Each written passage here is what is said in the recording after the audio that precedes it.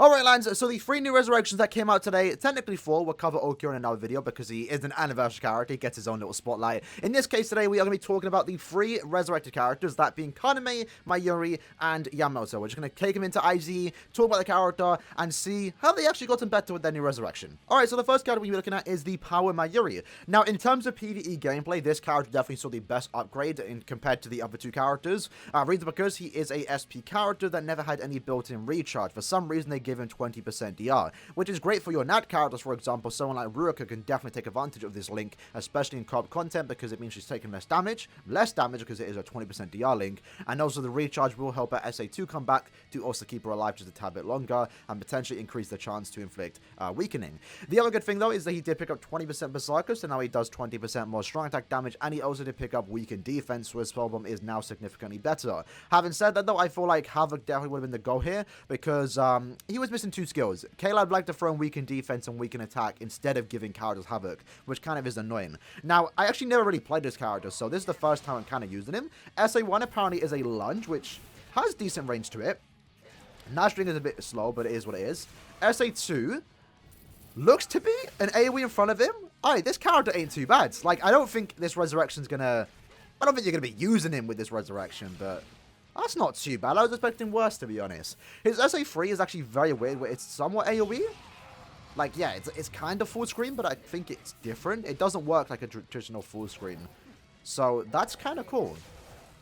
And we unfortunately didn't get the character in the back, so I think it is an AoE in front of us, but it is not the biggest range compared to, like, the 960s.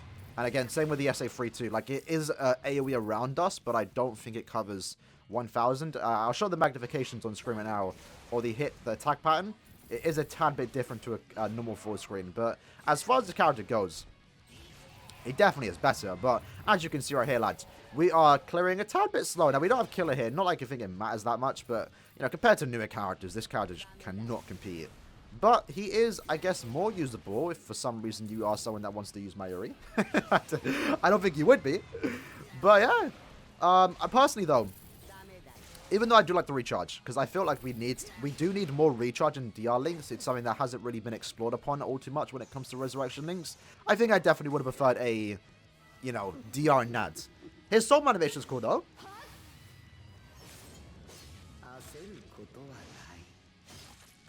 It's kind of brutal, you know. It's like that. Like it was black blood there for a second. I'm not sure who he's attacking with that, but and we're about to die. All right, let's just finish it there. So I'm not sure what happened there, but yeah. I like this character overall. I think his model for a normal Mayuri looks kind of cool. The special animation is nice too. Literally just turns your back on you. Currently right now, this is like the only good OG Mayuri. Any other good Mayuri in the game is basically post Soripa arc. So I'm really hoping now that we have more Fierce Battle banners, especially going back to Soul Society, we can potentially pick up a new OG Soul Society Mayuri, especially the one that did go against Uryu, for example. So now what I'm going to quickly do, because we did spend a tad bit at the start just trying to showcase the characters, just talking about the character, I'll quickly run through it again and see how long it takes for us to clear the content. Yeah, Nudgling is very bad in my opinion. It's too slow. SA2 is not bad, honestly. If it had more range to it, it could actually hold up. And as you can see there, the hit spread between that SA3 is definitely a tad bit slower. So when the enemies did spawn in the new wave, we didn't do that much damage to them. But I'm going to use my SA2 here. That was good. That was actually really good positioning. With characters like this, you've already got to position your strong attacks well. And when you do, he's kind of performing pretty good. So I'm gonna soul bomb the next stage so as to speed up our clear time. I'm gonna kill these enemies here with the SA1, and then soul bomb. I believe I didn't have attention time, which is why I didn't kill, but it did do enough damage anyway. And yeah, that wasn't too bad. I mean, I know it's only single player content, right? But that wasn't too bad. SA3, and then we'll soul bomb. Look at that. Not bad. Funny enough, you could actually use this character in Guild Quest if you had dupes of him, because he does have weakened defense, maybe get into T15, double weakened defense, but at the same time, there's so many other characters that just do his job and better. But 52 seconds for a character that came out like 4 years ago is kind of respectable. I think it's a decent upgrade. For a character, he definitely got better. As a Link, it's a tad bit niche, but overall, I think it's a semi-decent upgrade. Alright, so now we're going to talk about Yamamoto. And now this character, unfortunately, in terms of gameplay, saw like almost no change. Literally, in terms of skills, he picked up nothing. What he did pick up, though, was an extra 60% no-attack damage from the Soul Tree, the Soul Trait. So he's now a 16 DR and 16% NAD, which overall is pretty decent. It definitely does make him a tad bit better. And as you can see, with the nature of NAD character, we are kind of going through this relatively quick. And this quest definitely does favor him because we are going against majority of Ranka enemies, which means we don't really need to break guard. Unfortunately, though, no guard break on a resurrected character does mean that they're not that good. Even characters that do eventually pick up Flurry, like White Zangetsu, for example, a month ago, while that's a great resurrection, you know, not having guard break, in my opinion, is definitely a buzzkill. And obviously, characters aren't ready right now to give characters like this guard break. Maybe in the future, though. Hopefully, sometime in the future. And this character, obviously, in terms of PvE gameplay, is nothing special, especially with this upgrade. Again, nothing really changed, right? He just now does a bit more NAD damage, he has a bit more stats, and that's about it. He obviously was originally designed for Brave battles, and that's where you're going to see this character shine a tad bit more compared to the past. His Soul Bomb, though, is actually really cool, where it's a Vortex. So I really do like that. I actually remember myself using this character a lot back in the old days of PvE. Maybe I was going to Senkamon. Using this character to kind of burn cheese wasn't actually a bad idea. So in terms of Resurrection, didn't really get a massive upgrade, but I do want to go into the quest one more time just to showcase one thing that's now bad about him that I did realize, and I did see it go around in Discord and stuff like that, is his new SA1. So let me quickly go find an enemy that has Guard Break. Alright, so as you can see here, we have these two enemies, right? So his SA1 now has 3 hits. So it pushes them back. Originally, as seen on your screen right now, it was a 2-hit strong attack. So what that meant was that when you use this SA1, it would break the guard but not push them back, so you can actually then instantly nad them up, because obviously this character doesn't have follow-up. So now, in a sense, because they added that extra hit onto his SA1, it's technically made him worse. I don't think it's that big of a deal anyway, but it is worth pointing out, in my opinion. And yeah, like I said, going back to Brave battles, unfortunately I can't showcase him there because I don't have built up. He's not really worth showcasing for me, and maybe someone else could do that in Brave battles. But for those that still use this character in Brave battles, as you can see here, he actually got knocked down. So it does kind of slow you down just a tad bit. I don't think it's that big of a deal, but like I said, it's worth mentioning. So going back to Brave battles, the extra 16 nads makes him better, right? The extra stats make him a tad bit better, but I don't think it's enough to push him up a tier, for example, especially in my Brave battle tier list, right? In addition to that too, at the very least, he is a good link, so NAD and DR would never not be useful for any technique NAD character. Let's say you're using Kenpachi, for example, the can't Viewer in co-op.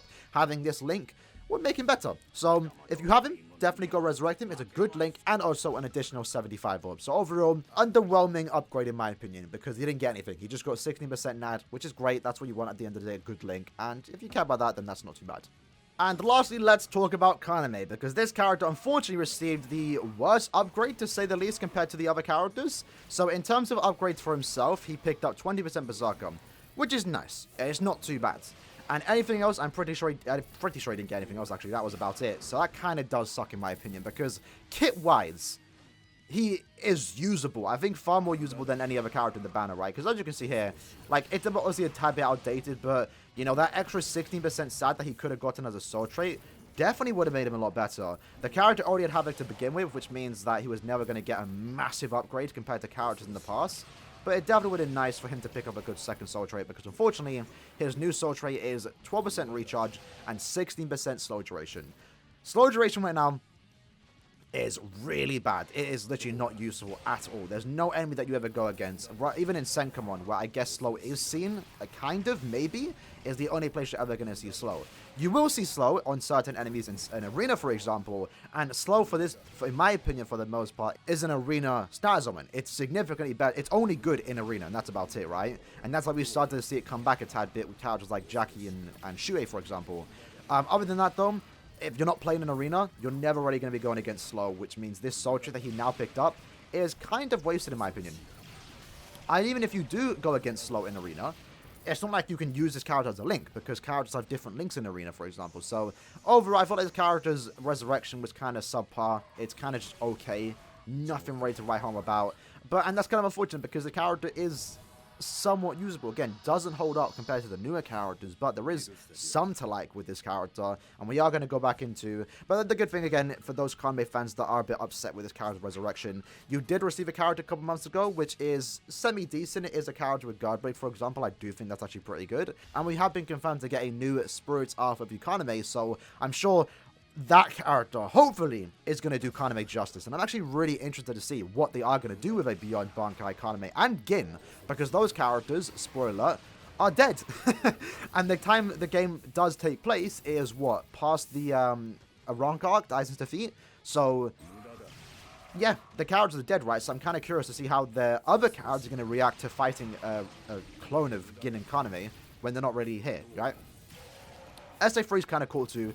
It's somewhat of a full screen, but like it pushes out, which again is something that we don't really see anymore.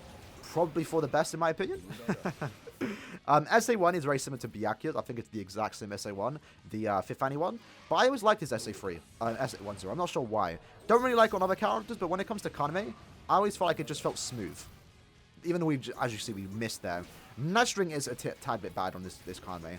Don't really like his Nudstring all too much, because he kind of moves forward a bit too much. As you can see, he's moving forward a bit too much. I don't like that. Normally, it's not bad, but I prefer my NAD characters kind of just standing still or only move forward on their final hit. Let's nuke that. Let's SA3 here. Look at that. So when you use it right, the SA3 feels smooth. But other than that, yeah.